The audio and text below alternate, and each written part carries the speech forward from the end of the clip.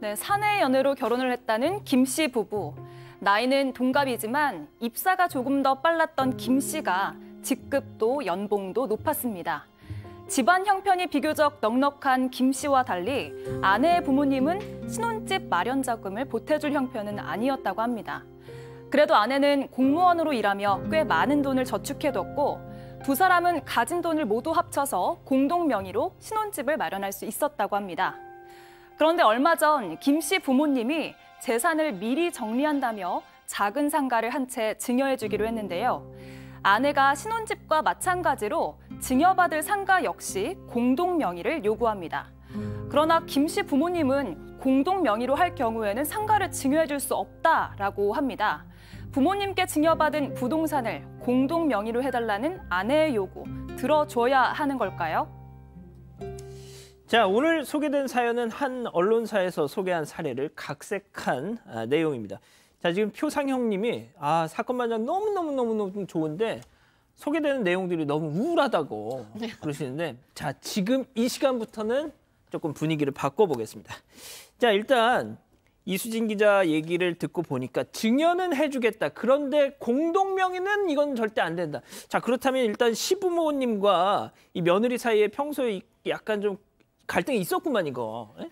네, 표면적으로는 고부 갈등이 없었는데 한 가지 마음에 걸리는 건 좀 있었다고 합니다. 신혼 초 부부가 크게 다툰 일이 있었는데 그때 아내가 만약 이혼을 하면 신혼집을 위자료로 달라고 했었고 이 사실을 김 씨 부모님도 알고 있었다는 겁니다. 그러나 아이가 태어나면서 부부 사이가 회복이 됐고 이후에는 큰 문제가 없었는데 최근 증여 얘기가 나오면서 분위기가 좀 바뀌었다고 합니다. 공동 명의를 두고 다투게 된 이 김 씨 부부의 고민을 별별 상담소에서 해결해 주시면 좋겠습니다. 알겠습니다. 수고하셨고요. 자, 사연을 조금 더 풀어보죠. 일단 두 집안의 경제적인 어떤 여력의 차이는 좀 있었던 것 같아요. 그죠? 네, 그랬던 걸로 보입니다. 남편 집이 좀 더 여유가 있었던 겁니다. 그런 상황에서 여성은 공무원으로 일했기 때문에 성실히 돈을 모았고 또 모은 돈도 있었다고 하는데요. 당시 결혼 당시에 자가로 돈을 합쳐서 신혼집을 마련했습니다. 신혼집 마련에 6억 원이 필요했는데 남편 쪽에서 부모님 도움까지 받아서 4억 원을 냈고요. 아내 쪽에서 2억 원을 냈습니다. 그래서 공동 명의로 6억 원짜리 아파트를 사고 2대 1의 비율로 이제 돈을 낸 겁니다. 자, 일단 뭐 우리 가족 여러분들도 이제 슬슬 시동을 걸기 시작합니다. 이제 막 본인 입장을 지금 막 밝히고 계시는데, 자, 일단 부부가 지금 둘 다 공무원이었다면은 일단 상당히 안정된 직장을 가지고 있는데, 근데 왜 갑자기 재산을 증여해주겠다는 얘기가 나온 걸까요? 네. 그 결혼할 때 마련한 신혼집은 그 전세를 주고 다른 집에서 살고 있었는데 이번에 이제 들어가게 되면서 전세 그 보증금을 반환을 해줘야 되는데 돈이 조금 부족했던 거예요. 그래서 부모님께 나 돈 좀 조금만 좀 줘라라고 했더니 부모님이 2억 원을 좀 증여해주겠다고 합니다. 그러면서 이 부모님이 기왕 증여해주는 거 다른 재산도 미리 재산 정리하겠다고 결정을 했고요. 4억 원 상당의 작은 상가를 함께 증여해주겠다는 겁니다. 자, 그런데 그 김 씨의 아내가 이 상가 역시 증여받으면 공동 명의로 해야 한다고 요구를 한 거고요. 자, 그런데 김 씨 부모님은 공동 명의는 절대 안 된다 이렇게 반대하는 상황입니다. 자, 일단 공동 명의는 안 돼. 내 상가 줄게. 근데 네 마누라하고 공동 명의는 안 돼. 막 지금 이런 상황인 거네요. 네, 맞습니다. 알고 보니까 사연이 있긴 있었습니다. 그러니까 이 시어머니는 며느리를 딸처럼 여기고 싶어 했는데 며느리는 시어머니를 좀 어렵게 여겼다고 합니다. 그게 친하게... 가능한가요? 딸처럼 예, 아무튼 말씀하세요. 죄송합니다. 네. 뭐 그렇게 어렵게 여겼던 모양인데요. 그래서 평소에 고가의 선물도 사주고 트렁크에 가득 뭘 사와서 며느리한테 주기도 하고 이렇게 했다고 합니다. 근데 이 두 사람의 관계가 가까워지게 된 계기가 딸이 태어나면서, 그러니까 손녀가 태어나면서 가까워졌다고 합니다. 그래서 지금 상황은 좋은 상황인데 문제는 그 신혼 초에 한번 다툰 적이 있는데 부부싸움 했던 적이 있는데 그때 이혼 얘기가 잠깐 나왔었고 아내가 위자료로 신혼집을 달라는 얘기를 한번 꺼낸 적이 있어서 그 기억이 시어머니한테 남아 있어서 이걸 내가 주더라도 공동명의는 안 된다 이렇게 얘기를 하고 있는 겁니다. 자, 송 기자 어머님은 그 와이프를 딸처럼 아끼시나요? 그럴 걸로 보입니다. 네, 아직 안 물어봤는데요. 네. 아니, 그러니까 물어보고 아니고가 아니라 그 옆에서 보면 알잖아. 마음은 그러신 것 같아요. 어, 네. 행동은 아니고. 네네. 네네. 부담스러워할까봐 그렇게 어. 행동하시진 않으시고요. 아 진짜. 며느리가 부담스러워할까봐. 아 그래요? 알겠습니다. 자 그러면 부모님 생각은 일단 송 기자가 전했고 이 남편 김 씨의 생각은 지금 뭐 입장은 어떤 거예요? 그러니까 김 씨도 이제 여러 가지를 생각을 한 거죠. 공동 명의를 아내가 주장을 하니까 생각을 해봤는데, 이거 저 아내가 당당하게 공동 명의를 주장하는 게 이해가 안 된다는 겁니다. 그리고 당시 집을 장만할 때도 우리 집에서 돈을 많이 해갔는데 너네 집에서 한 게 뭐냐? 자 그런데 또 공동 명의를 주장하냐? 뭐 이런 입장입니다. 공동 명의를 한다는 건 좀 이해가 안 된다 이런 입장입니다.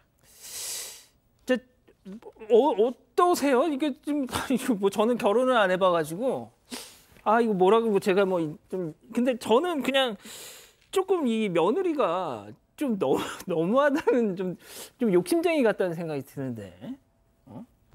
글쎄요. 말씀 자유롭게 해주세요 그냥 눈치 보지 마시고. 부부가 어떤 상황이냐에 따라 다를 것 같아요. 뭐 저는 이런 비슷한 상담 같은 것도 받아본 적이 진짜요? 있어요. 의외로 그러니까 뭐 이거 공통적인 게 아니고 제가 했던 경우에는 신뢰의 문제로 이 아내분이 그런 것들을 요구하는 경우가 있더라고요. 그러니까 재산에 대한 욕심이 아니라 이게 부부가 그러니까 그런 거 부부가 어차피 함께 공동 생활을 하는 거고 내가 이게 당신과의 어떤 공동체로 묶여 있다라는 것을 뭐 증명해야 하는 것 그렇다라면 적어도 이런 것도 같이 해줄 수 있는 거 아니냐라는 쪽으로 생각하시는 분들도 있어요. 이게 늘 우리 양지열 변호사님하고 우리 기자님께서는 좀 뭐랄까요, 좀 솔직하지 못하고 약간 좀 이렇게 아내 쪽에서 생각하는 게 많아서 지난주에 제가 조론 관련해서 조론 좀 생각이 나중에 생길 수도 있다고 하고 집에 들어갔거든요. 그래가지고 그때 쫓겨났잖아 집에서. 그리고 들어오자마자 조론 이러고 저를 반기더라고요 장모님하고. 진짜. 근데 더 솔직하게 말하겠습니다. 이거 저 솔직하게요. 이거 저 아내가 너무한 것 같아요. 진짜. 네. 이거 부모님한테 좀 큰일 날 것 같은데 오늘도 지금 장모님하고 보고 계시지만. 이거는 좀 이참에 그냥 그 원룸 계약하지 그냥 집에서 나와. 너무 하신 거 아니에요?